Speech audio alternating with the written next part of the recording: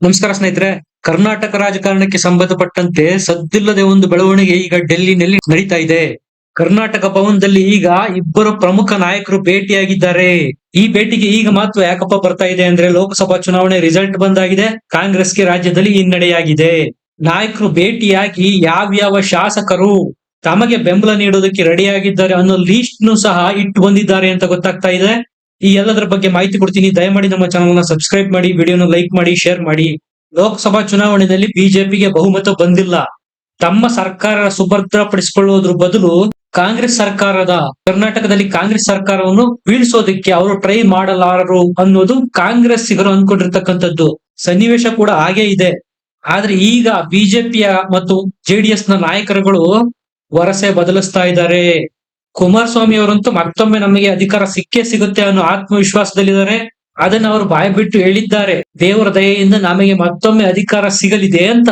ಇದನ್ನು ಪುಷ್ಟೀಕರಿಸುವಂತೆ ಸೋಮಣ್ಣ ಅವರು ಸಹ ಸರ್ಕಾರ ಯಾವಾಗ ಬೇಕಾದ್ರೂ ಬಿದ್ದು ಹೋಗಬಹುದು ಅನ್ನುವಂತ ಹೇಳಿಕೆಗಳನ್ನ ಕೊಟ್ಟಿದ್ದಾರೆ. ಬಸವರಾಜ ಬೊಮ್ಮಾಯಿ ಅವರು ಸಹ ಹೇಳ್ತಾ ಇದ್ದಾರೆ, ಈ ಸರ್ಕಾರ ಬಹಳ ಅವಧಿಯವರೆಗೆ ಮುಂದುವರಿಯೋದಿಲ್ಲ ಅಂತ. ಆ ಕಡೆ ರಮೇಶ್ ಜಾರಕಿಹೊಳಿ ಅವರು ಸಹ ಬಾಂಬ್ ಸಿಡಿಸಿದ್ರು. ಸಿದ್ದರಾಮಯ್ಯ ಅವರು ಇರುವಷ್ಟು ದಿನ ಮಾತ್ರ ಸರ್ಕಾರ ಸೇಫು, ಅವರು ಕೆಳಗೆ ಇಳಿದ ನಂತರ ಸರ್ಕಾರ ಪತನ ಆಗಲಿದೆ ಅಂತ.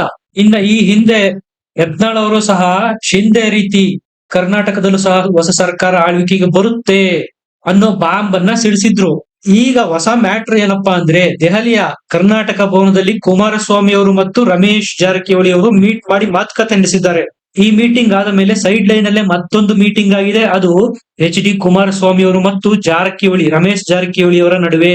ಅದು 15ರಿಂದ 20 ನಿಮಿಷಗಳ ಕಾಲ ಗೌಪ್ಯವಾಗಿ ಮಾತಾಡಿದ್ದಾರೆ ಅಂತ ಹೇಳಲಾಗ್ತಾ ಇದೆ. ಇನ್ನು ಮುಂದುವರೆದ ರಮೇಶ್ ಜಾರಕಿಹೊಳಿ ಅವರು ಯಾವ್ಯಾವ ಕಾಂಗ್ರೆಸ್ನ ಶಾಸಕರು ಬಿಜೆಪಿಗೆ ಬರಲಿದ್ದಾರೆ ಅನ್ನೋ ಲೀಸ್ಟ್ ನು ಸಹ ಕುಮಾರಸ್ವಾಮಿ ಅವರಿಗೆ ತೋರಿಸಿದ್ದಾರೆ. ಸಹಜವಾಗಿ ಕಾಂಗ್ರೆಸ್ನ ಶಾಸಕರಲ್ಲಿ ಅಸಮಾಧಾನ ಇದೆ, ನಮಗೆ ಅನುದಾನ ಕೊಡ್ತಾ ಇಲ್ಲ, ಎಲ್ಲವನ್ನೂ ಸಹ ಪಂಚ ಗ್ಯಾರಂಟಿಗಳಿಗೆ ಅನುದಾನ ಮೀಸಲಾಗ್ತಾ ಇದೆ, ನಮ್ಮ ಕ್ಷೇತ್ರದ ಅಭಿವೃದ್ಧಿಗೆ ಯಾವುದೇ ಹಣಕಾಸಿನ ಸಹಕಾರ ಸರ್ಕಾರದಿಂದ ಸಿಗ್ತಾ ಇಲ್ಲ ಅಂತ ಬಹಿರಂಗವಾಗಿ ಕಾಂಗ್ರೆಸ್ನ ಶಾಸಕರುಗಳು ಬಂಡೆದ್ದಿದ್ದಾರೆ. ಇದರ ಜೊತೆಗೆ ಸಿಎಂ ಹುದ್ದೆಗಾಗಿ DK ಶಿವಕುಮಾರ್ ಅವರು ಮಾಡ್ತಾ ಇರ್ತಕ್ಕಂಥ ಪ್ರಯತ್ನ, ಅವರನ್ನು ಹೇಗಾದ್ರೂ ಮಾಡಿ ತಡಿಲೇಬೇಕು, ಮತ್ತೆ DCM ಹುದ್ದೆಗಳನ್ನು ಸೃಷ್ಟಿ ಮಾಡಬೇಕು ಅಂತ ಮತ್ತೊಂದು ಬಣದ ಪ್ರಯತ್ನ, ಎಲ್ಲ ಒಳಜಗಳ ನಮಗೆ ಅನುಕೂಲಕರ ವಾತಾವರಣ ಸೃಷ್ಟಿ ಮಾಡಿದೆ ಅನ್ನೋದು ರಮೇಶ್ ಜಾರಕಿಹೊಳಿ ಅವರು ಮತ್ತು HD ಕುಮಾರಸ್ವಾಮಿ ಅವರು ಗುಪ್ತ ಮಾತುಕತೆಯಲ್ಲಿ ಚರ್ಚೆ ಮಾಡಿದ್ದಾರೆ ಅಂತ ಹೇಳಲಾಗ್ತಾ ಇದೆ. ಸ್ನೇಹಿತರೆ, ಕಾಂಗ್ರೆಸ್ನ ಸರ್ಕಾರ ಮತ್ತು DK ಬ್ರದರ್ಸ್ ವಿರುದ್ಧ ಸೇಡ್ ತೀರಿಸಿಕೊಳ್ಳೋದಿಕ್ಕೆ ರಮೇಶ್ ಜಾರಕಿಹೊಳಿ ಅವರು ಆ ಕಡೆ ಕಾಯ್ತಾ ಇದ್ರೆ, ಈ ಕಡೆ HD ಕುಮಾರಸ್ವಾಮಿ ಅವರು ಸಹ ಪ್ಲಾನ್ ಮಾಡ್ತಾ ಇದ್ದಾರೆ. ಸಹಜವಾಗಿ ತಮ್ಮ ಕುಟುಂಬಕ್ಕೆ ಪೆನ್ ಡ್ರೈವ್ ಮತ್ತು ಸೂರಜ್ ಅವರ ಇತ್ತೀಚಿನ ಪ್ರಕರಣ ತೀವ್ರ ಮುಜುಗರ ಉಂಟು ಮಾಡಿದೆ. ಅದಕ್ಕೆ ತಕ್ಕ ಸೇಡು ತೀರಿಸಿಕೊಳ್ಳೋದಕ್ಕೆ HD ಕುಮಾರಸ್ವಾಮಿ ಅವರು ಹವಣಿಸ್ತಾ ಇದ್ದಾರೆ.